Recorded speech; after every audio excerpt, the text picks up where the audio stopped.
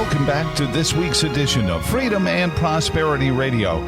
As we are airing this weekend, it is the 21st anniversary of September 11th, and in some of our affiliates, it is actually September 11th as we approach the anniversary of the terrorist attacks.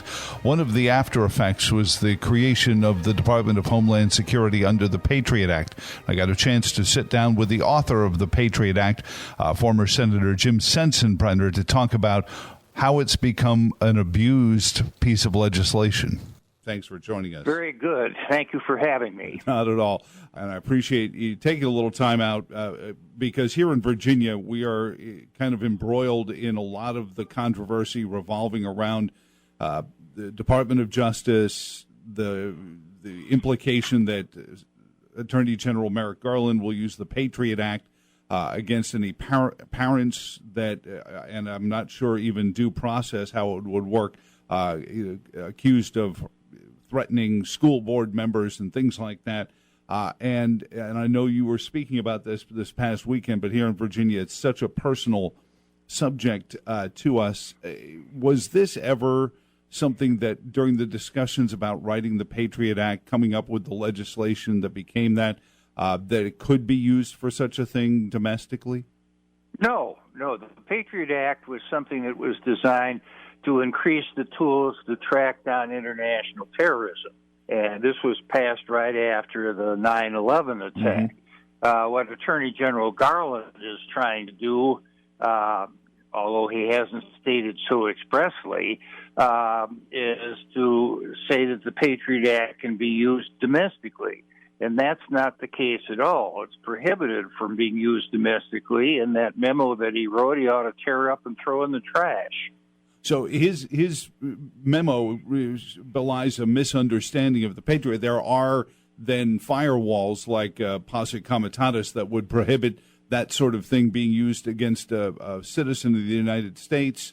I guess unless, if I understand it correctly, they interacted with somebody internationally, and even then they would not be identified, just the person they were interacting with, foreign, correct? Well, that's correct. And, again, I can say that what we're dealing with here is, number one, free speech. Mm-hmm. And you can be emotional and disrespectful at a public meeting, such as a school board meeting, and that's not a crime. That's protected by the First Amendment to the Constitution. And we've got state and local laws and state and local law enforcement that can take care of any criminal activity that might arise from an act that occurs. Free speech without an act is protected by the First Amendment. If there was an act like somebody pulling a gun out at a school board meeting and threatening somebody, then they can act. But the thing is that this is something that should be taken care of at the state and local level. The Fed should not get involved, and Garland ought to butt out. Well, let's and that's interesting to me because that's been the reaction, and then those of us who discuss this are told we don't understand. That people are being threatened and you can't threaten the government. And I said, did you read the Declaration of Independence? I think there were some implicit threats about government overreach in that document, particularly personal to us here in Charlottesville. This is a case of government overreach. But the right to petition government for redress of grievances, that is in all of our founding documents.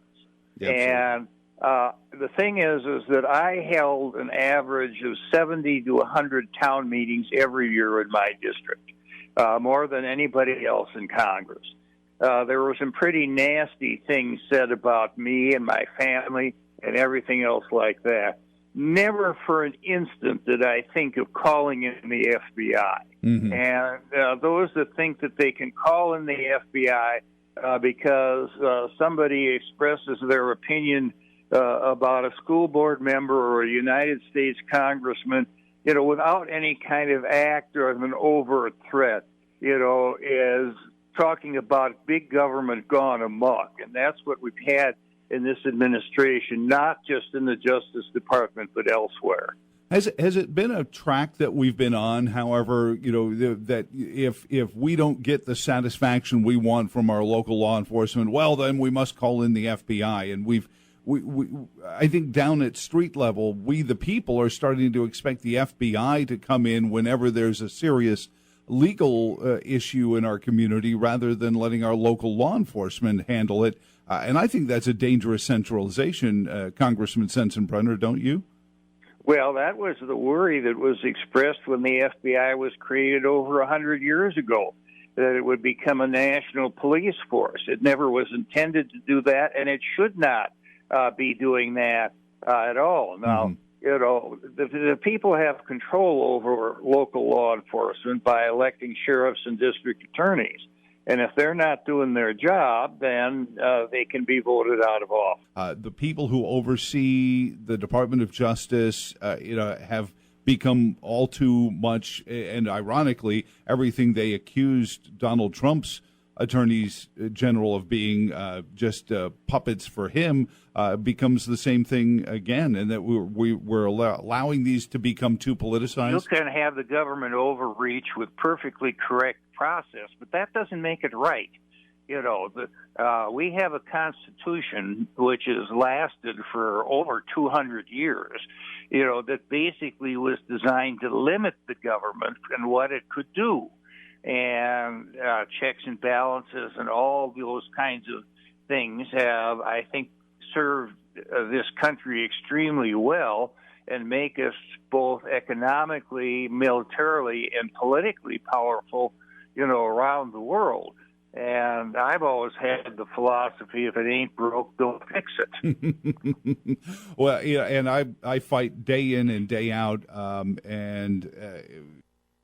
specifically to keep those foundational documents in play, because I think no matter how far afield we wind up, as long as they're still there, I've chastened some people that some days I don't feel like a conservative anymore. I feel more like a restorative. Because I need to get rid of some of the stuff that has been done. And too frequently, the Patriot Act gets brought up. Are there things, finishing up with you, Congressman Jim Sensenbrenner, just trying to enjoy a little retirement and drag back onto the Sunday talkers over this, but are there things that need to be legislatively put into the Patriot Act, to tighten up some of the controls, or are they there and Merrick Garland is just ignoring them? Well, I think both.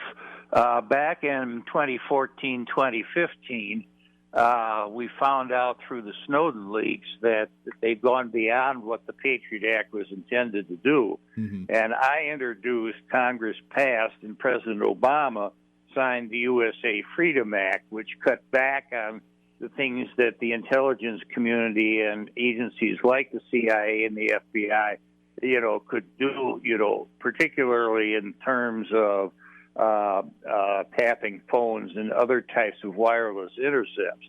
But, that requires, number one, vigorous oversight. Mm-hmm. Number two, uncovering what is going wrong. And number three, legislating. And believe me, it was tough to get this passed, because this was the first limitation in over 30 years on what the intelligence community could do.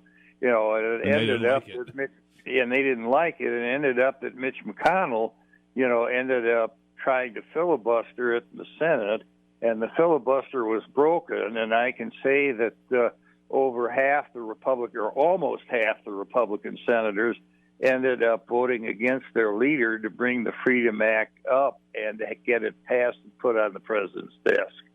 Frequently, when you see some of the statistics that came up during the Steele dossier, and how the FBI was able to just get FISA warrants issued fairly easily, does that need to get tightened up? There were laws that tightened up the FISA court. The Freedom Act did that in some respect. What I can say is the FISA court was not doing its job then, purely and simply, and that's basically because the judges didn't want to do their job. Mm-hmm. I guess what my skin, as a lawyer, not practicing for a long time, is that when you have a lawyer deceiving a court by sending false applications in or false affidavits, there ought to be a tax on their bar license. You know, they ought to go through bar disciplinary groups, and if the offense is egregious enough, they ought to be disbarred. And that would put cold water on any young lawyer that was thinking of doing something like that. On behalf of all of us here at the Virginia Institute for Public Policy, remember those we've lost, and remember the best way to fight a terrorist is to fight them when they make themselves apparent. In the spirit of Flight 93, in dispensing our usual parting, this is Joe Thomas. Let's roll.